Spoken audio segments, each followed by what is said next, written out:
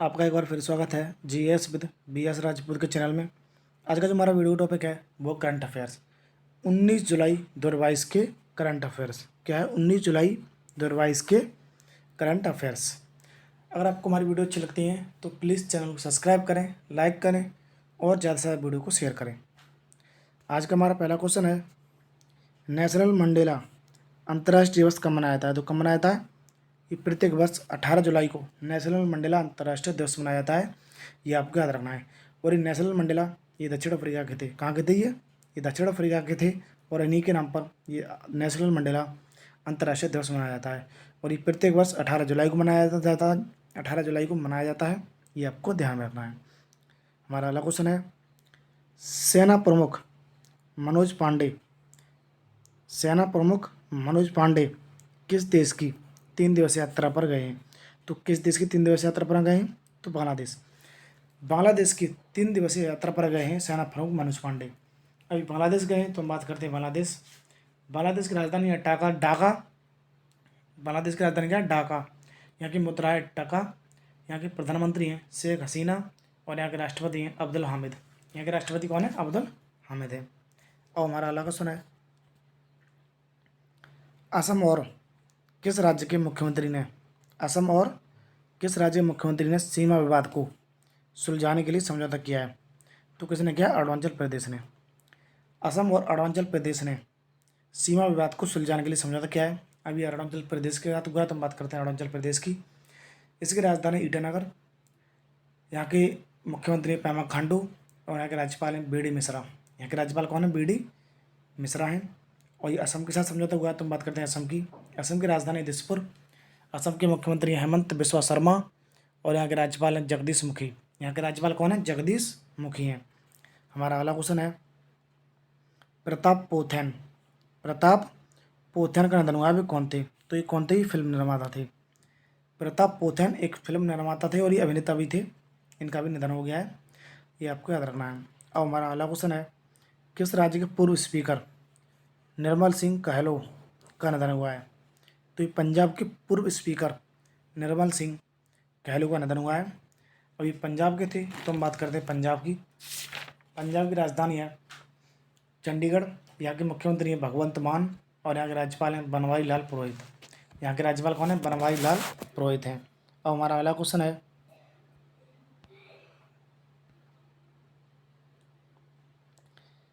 Indigo का नया गैर स्वतंत्र गैर कार्यकारी निदेशक किससे नियुक्त किया गया है? तो किससे नियुक्त किया गया है?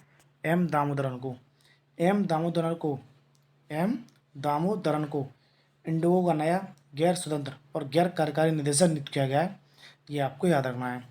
और हमारा अगला क्वेश्चन है, किसने सर्बिया में पैरासिन ओपन ये 17 टूर्नामेंट 2022 जीता है? तो किसने जीता है? आर प्रज्ञानंद ने सर्बिया में पैरासिन ओपन ये 17 टूर्नामेंट जीता है, ये आपको याद रखना है। किसने जीता है? आर प्रज्ञानंद ने जीता है, ये भी आपको ध्यान रखना है। अब हमारा अगला क्वेश्चन है, कहाँ जनगणना डेटा वर्क स्टेशन का उद्घाटन किया गया है? तो कहाँ पर किया गया? आईआईटी दिल्ली में जनगणना डेटा वर्क स्टेशन का उद्घाटन किया गया है, ये आपको ध्यान में रखना है। जनगणना data work station IIT Delhi में नियुक्त किया गया है, मतलब उद्घाटन किया गया है। अब हमारा अगला क्वेश्चन है, 2022-23 के पहले 3 महीनों में कृषि और प्रसंस्करण खाद्य उत्पादों का निर्यात कितने प्रतिशत बढ़ा है? तो कितने प्रतिशत बढ़ा है? 14%। 2022-23 के पहले 3 महीनों में कृषि और प्रसंस्कृत खाद्य उत्पादों का निर्यात 14% बढ़ा है, ये आपको ध्यान रखना है। और हमारा अगला क्वेश्चन है, किस देश के उपराष्ट्रपति बदारा ए जूफ भारत के दौरे पर आए हैं? तो ये गाम्बिया के उपराष्ट्रपति हैं बदारा ए जूफ, ये भारत के दौरे पर आए हैं। अब ये गाम्बिया के हैं तो बात करते हैं गाम्बिया की राजधानी है बनजुल। गाम्बिया की राजधानी क्या है? बनजुल है। और यहाँ की जो मुद्रा है वो है डालसी। यहाँ की मुद्रा क्या है? डालसी है।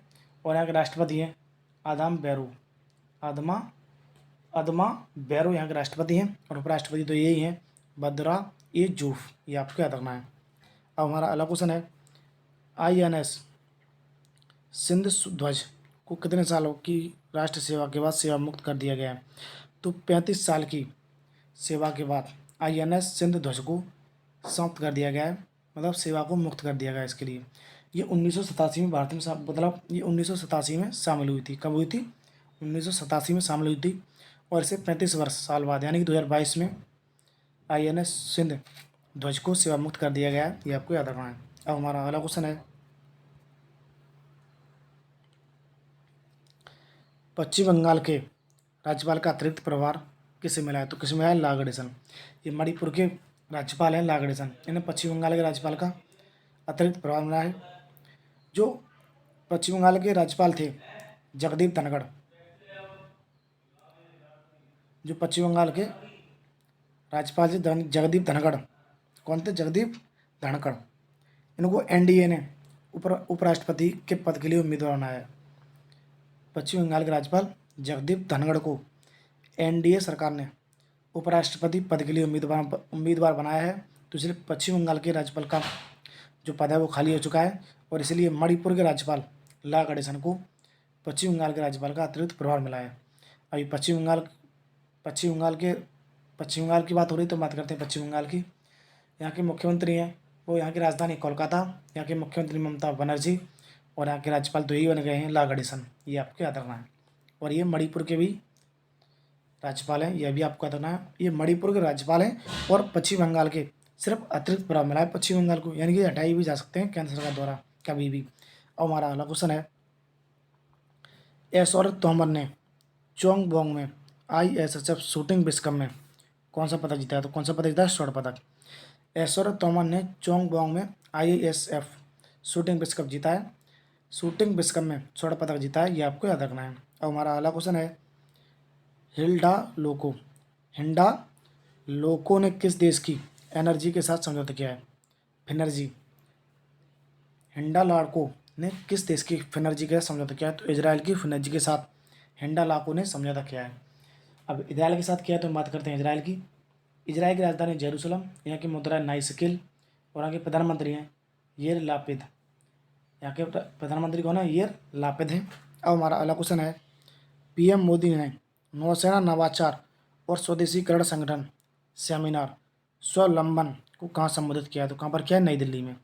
प्रधानमंत्री मोदी ने नौसेना नवाचार और स्वदेशी संगठन सेमिनार स्वावलंबन को नई दिल्ली में संबोधित किया है। ये आपको याद रखना है। आज की वीडियो यहीं पर ख़त्म होती है। अगर आपको हमारी वीडियो अच्छी लगती है तो प्लीज़ चैनल को सब्सक्राइब करें, लाइक करें और ज़्यादा से ज़्यादा वीडियो को शेयर करें। धन्यवाद।